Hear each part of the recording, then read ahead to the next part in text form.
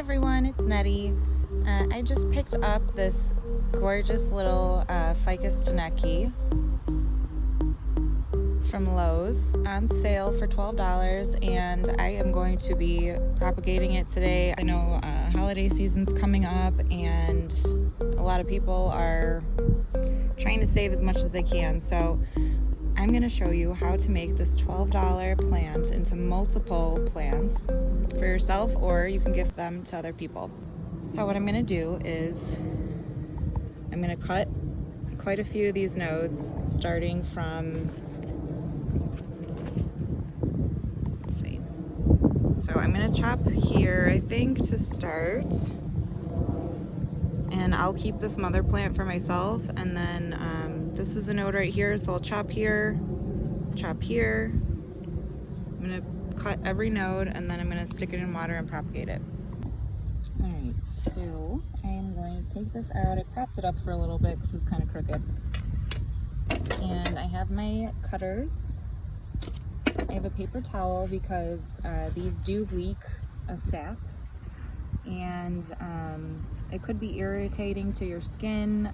It's definitely toxic to your pets, and if you have kids or anything like that, definitely want to keep these away from them. If it gets ingested, it could cause some irritation. So I have a paper towel to just soak that up. It doesn't hurt the plant at all, but it leaves like this white residue, and I don't really like the way that it looks.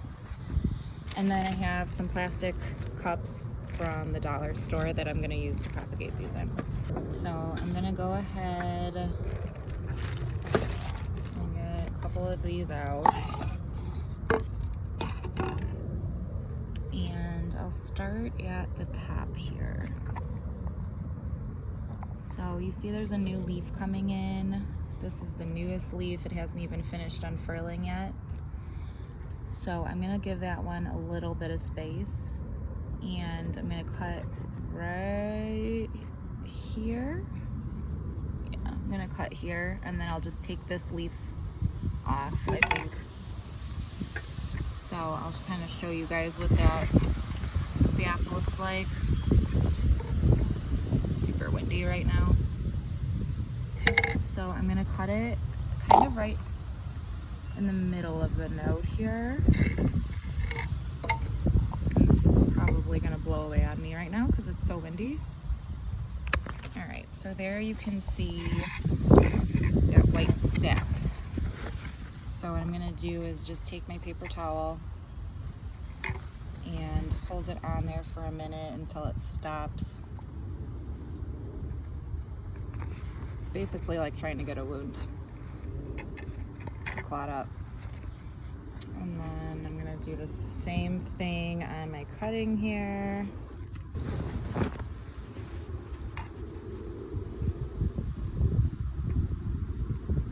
And it can come out for a little bit, so you got to kind of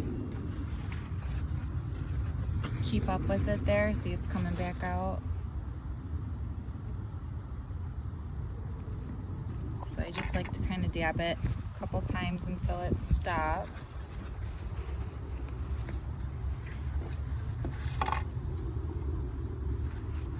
And then for this one, I'm going to just take this biggest leaf off, which is kind of sad because it's really pretty. Just took the biggest leaf off of the top cutting. Right, that was right here. And then now what's going to happen is after I put it in water for a bit, new roots are going to grow out of this node right here. Okay, and now for the rest of them, this one I'm going to cut right about in the middle again. I might even chop this a little bit. Nah, I'll leave it. But this time, since there's only one leaf, I am going to leave the leaf on so that it can still photosynthesize, and that'll help it produce roots much faster. So I'm going to cut again right there.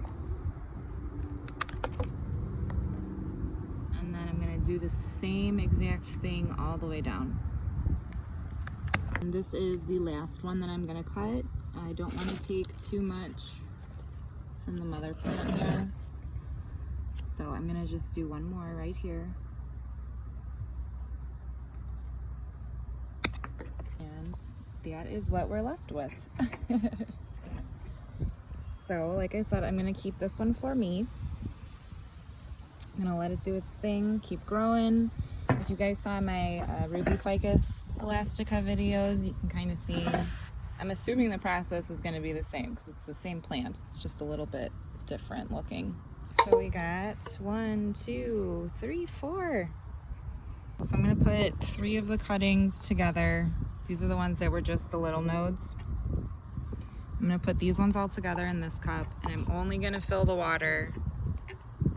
This isn't gonna show on here, but I'm only gonna fill the water to just right over the nodes. I don't want anything to rot in here, and I'll just have to keep filling it up as it goes. And just for experimentation, because I don't want to throw this pretty leaf out, I'm going to try and root it too. I know you have to have a node, but I have actually seen some people make their zombie leaf into a new plant, so why not try it?